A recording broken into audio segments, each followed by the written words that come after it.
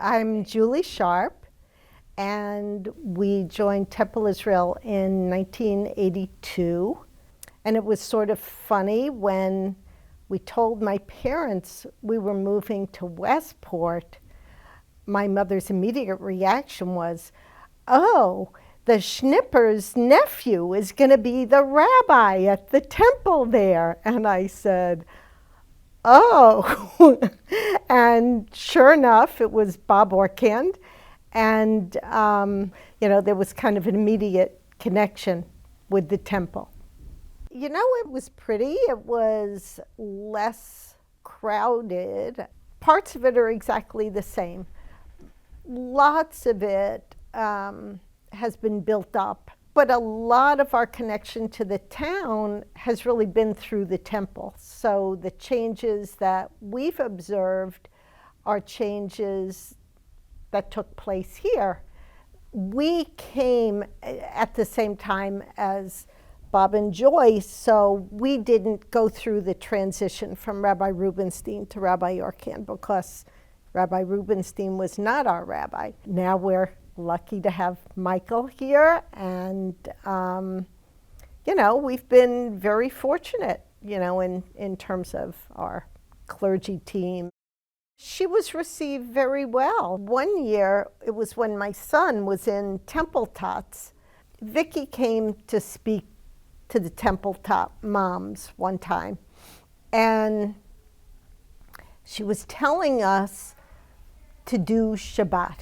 She said, even if you didn't grow up in a house where you do Shabbat dinner, I encourage you all to do this. She made a point of, even if it doesn't feel comfortable, just get in the habit of doing it.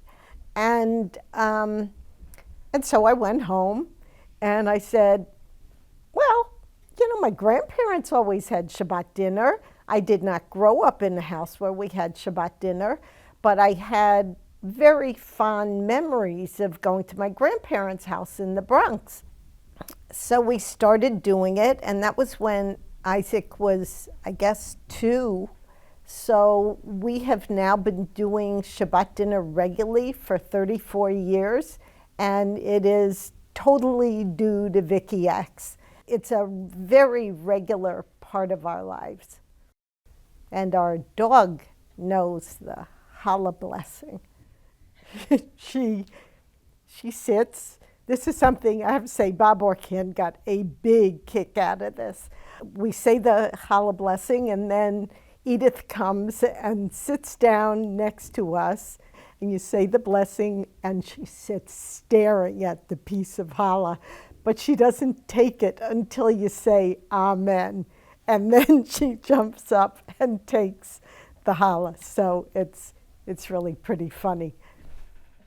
We heard that they were going to do an adult B'nai Mitzvah class, which Rabbi Orkand was running. And I hadn't been bat mitzvahed when I was a kid because I was a girl. My brothers were forced to go to Hebrew school. I wanted to go to Hebrew school, but didn't have that option. So when I saw that they were doing this, I said, oh, I'd really like to do this. And Steve, who grew up a Southern Baptist in Oklahoma, but had become Episcopalian when he was in college, he decided he'll come to the class too because it would be a good way to learn about Judaism. So we attended the class together, and Bob ran the class. So it was a nice way to get to know him, and Joyce was in the class also. So that was a wonderful experience. I always loved Rabbi Orkand's sermons. Something about his sermons spoke to me. I just found them inspiring and meaningful, and any opportunity we had to take a class with him, we did. He's an incredible teacher. The discussions were always phenomenal. The regular Torah study group, I guess I've been a part of for maybe, 15, 20 years, is still going. And it's a wonderful group. It's a wonderful intellectual exercise. And it's also such a supportive group. You know, I know when my dad died, the whole Torah study group showed up for the Shiva, you know, and we're all there for each other, and everybody knows that. And it's a wonderful group. Oh, the book group started about 30 years ago.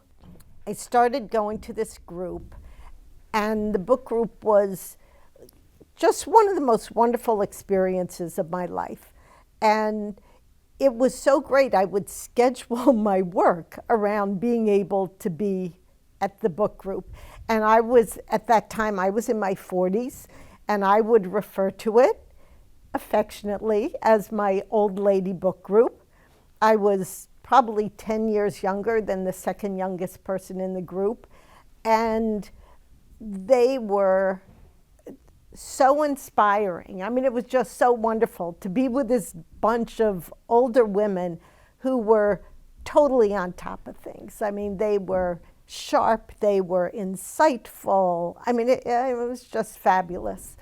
One other kind of major thing, after 18 years of marriage, my husband decided to convert. He went to Bob and he studied with Bob for a couple of years. You know, he went to the mikveh in Bridgeport? And that was an experience. I had never been to a mikveh.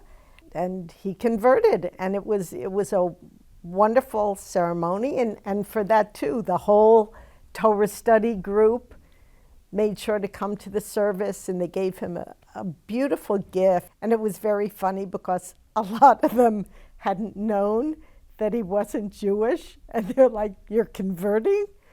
What do you mean you're converting?" And it was sort of contagious because my stepdaughter, who lives in Denmark and is married to a Dane, and Denmark's got to be the least religious place on the face of the earth. I mean, Scandinavia, religion is not a part of their lives. But I guess it was about 5 years after my husband, well, maybe more than that, maybe 10 years after he converted, Adrian decided to convert.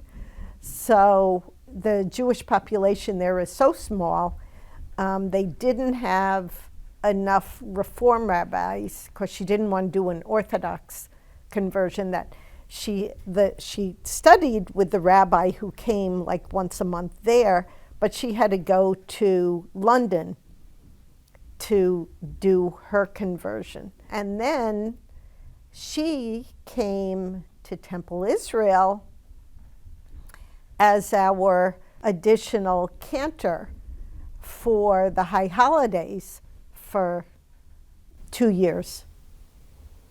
So they flew her from Denmark, and Adrian, was our extra cantor. So that was special. One aspect of Temple Israel that I have always connected with has been the interest in social justice, and I knew of Rabbi Rubenstein's reputation, and that Martin Luther King had come and spoken at the temple. And over the course of many years, there were various marches in Washington and stuff, and the temple would always have buses to go down. And then, I don't know how long ago it was, Bob Orkan was one of the founders of this organization, Connect, Congregations Organized for a New Connecticut. And it's about 30 or 40 churches, temples, synagogues, mosques, all different religious institutions who all work together on issues of common concern.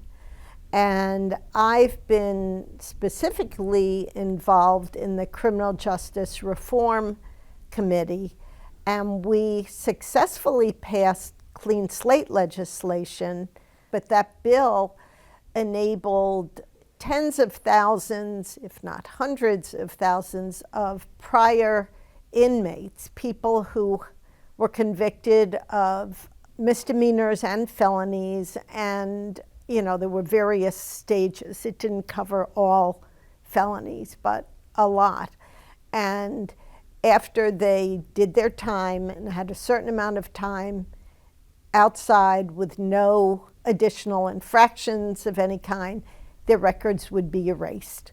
And that would give them the opportunity to pursue a regular life, to get housing, jobs, education. There are so many aspects of their lives. And I never knew this before, how a criminal record so dramatically impacts people's ability to move on with their lives. And this fall, I went on the civil rights trip that was organized by the Temple, and we went to Atlanta and Montgomery and Selma and Birmingham.